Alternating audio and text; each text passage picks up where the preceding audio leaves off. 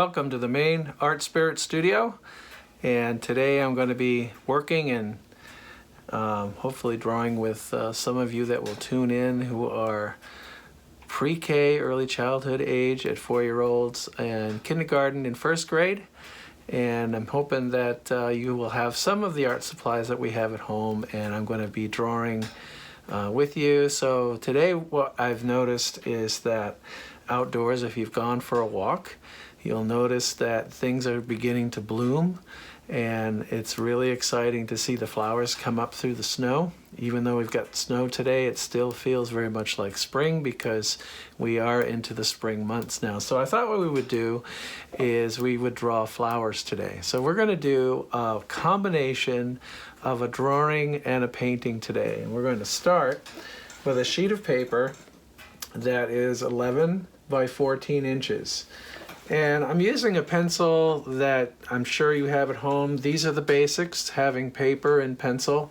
And if you don't have, mothers, if you don't have the art supplies that you need for for them to draw, if you don't have regular pencils or paper, you can always contact me at michael.vermette@bie.edu. In fact, I think it's michael.vermette at iis.bie.edu, something like that. But anyway, we'll get it right. And what I'd like to start with today is 3 different circles. Now, a flower has a center part, so we're going to choose 3 different sizes. So we're going to do 3 different ways of making a circle. One is just a regular circle, and we're not going to place it in the middle. The most boring place you could put a circle is pretty much in the middle. So we're going to put it off to the side a little bit. And then we're going to do a half circle over here. This one will be a lot longer, like this, a half circle, and it will be rounded. And then I'm going to do a very big circle right here. Great big one. And so they kind of triangulate a little bit. They don't all stay in the middle, and they fall into places where the eye will see these different places where the flowers are going to go as a pleasing arrangement. So that's what good drawing is all about, is making a pleasing arrangement on paper. So then we're going to do petals. So I'm going to make a petal like this. Now I've done this with you first graders already, and kindergarten I think has even started to do some of this, if we haven't finished some of these. So I'm pretty much doing this lesson as a review. So I'm doing it a little different way because I'm actually drawing the petals, and I'm trying to make them a little different. They don't have to be all the same, like that. And then I'm going to do one more here. So it looks like I have 6. 1, 2, 3, 4, 5, 6. But sometimes you can have an odd number and it looks a whole lot better. On this one, I'm going to do little ones like this. 1, 2, 3, and 4. I'm going to stop it right there. So I'm only going to do a flower where you only see half of it. And then this one, I'm going to do very, very tiny petals. So this one was the medium size, this is the large size, and this is the small size. So it's always good to mix it up a little bit, and the way I've done that is the large size circle has small petals, and it's going to go around the very big center of the flower, like that. Then the other thing we're going to do, or we should do, is do a stem. Now, when you do a stem, you have to imagine where the stem's actually going to go. Is it actually going to go behind this flower? So this is going to be a stem that I'm going to make. And with a stem, you use 2 lines. And then you skip over, skip over, skip over, and then have it come again and show up here, so it looks like it's behind this flower. And then the other one, this one here, you may not see that it has a stem. So it may be behind it, or you may see it. If you see it, then it would start right here and it would come out maybe like that. So there's two flowers right there, and then there's one here, maybe that seems like we could have one here, or if we had one coming from the top, it might be a little odd. So it seems like they're all bunching down in this area, so I'm going to put one right there, just like that, and it too is going to start from the middle and go like that. You can also add leaves. Now your leaves could go different shapes and be like that, like that. You can have another shape here like that, and maybe even tiny ones that are very, very skinny like that, and even pointy. And that's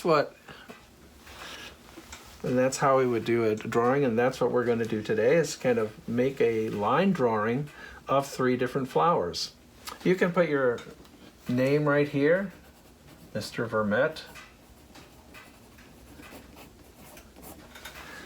And that's all I wanted to do so far. The next step is to use crayons or crayons. So I'm going to give you a moment to go get them.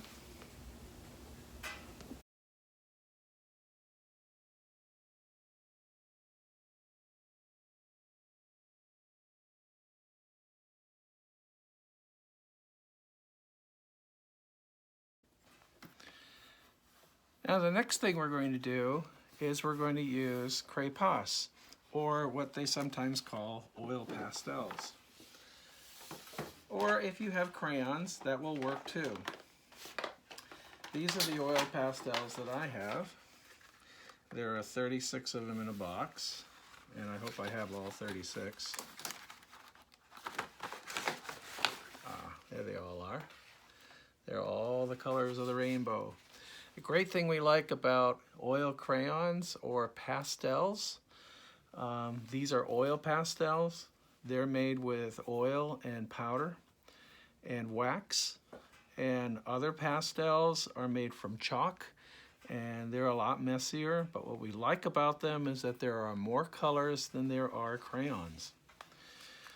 And so what we're going to do is take about 2 or 3 of these at a time. If you have a set of these, then you're golden. If you have crayons that are different colors, what I want you to do is to very quickly, without thinking a whole lot, change from one crayon to the next. Do a multicolored crayon line drawing, or a multicolored oil pastel line drawing, and see what you can create. The great thing about oil pastels is you can use your finger and actually blend them, just like that, which is what I love to do. So we can do that. Now notice that these flower petals on the outside are all getting the same color.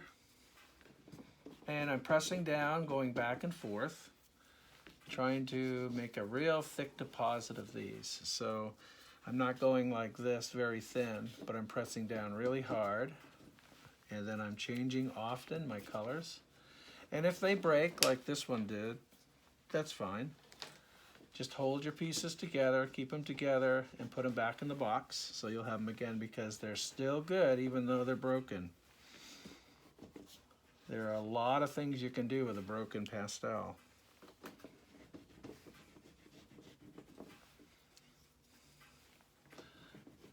Just like that. Oop, and I broke another one. So these are a little softer than I thought they would be. And I do have ones that are a little thicker. Okay, and so what I want you to do, we're going to get 3 more here. I'm going to do the middle, and the middles should be done with a different color.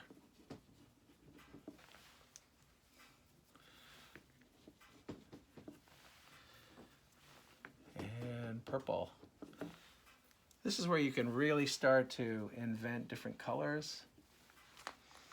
going to get another whole 3 colors.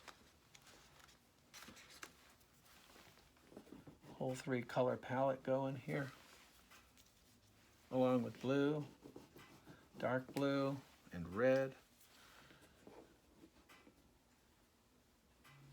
Just like that.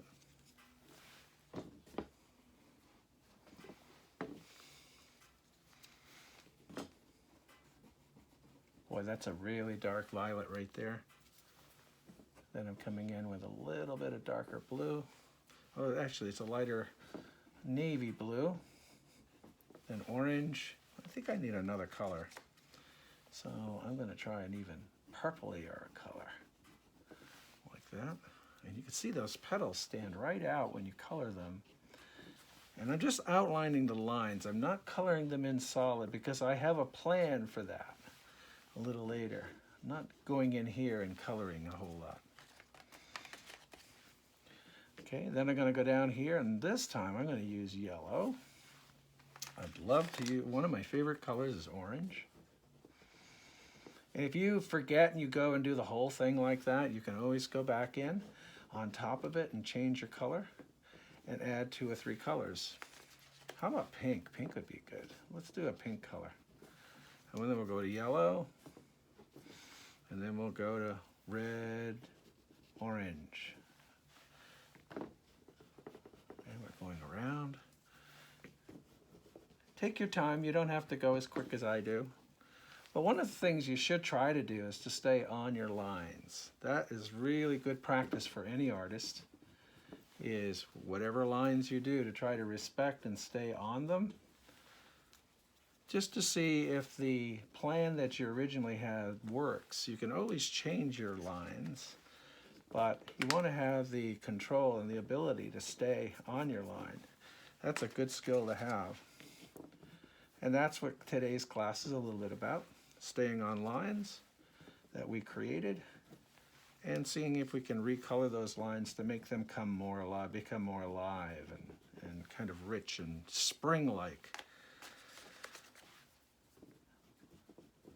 Oh, look at that yellow ochre. Yellow ochre is a kind of a gray yellow. It's a darker gray yellow. And then I'm going to use some green to do my stems. And I'm going to do these stems pretty much one color and see if I can get a couple of my colors. My tray looks like a mess. I will pan back so you can see it.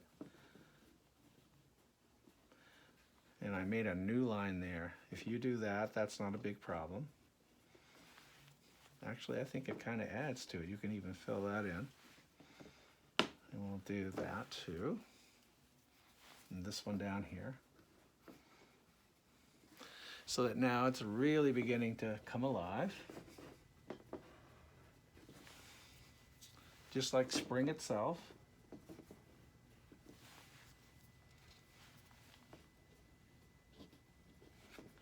There we go.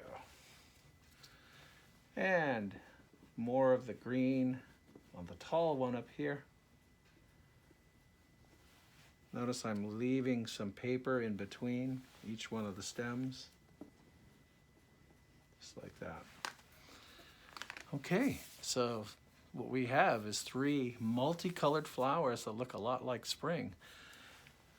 And that's been moving a little bit since I've been drawing. How does that look?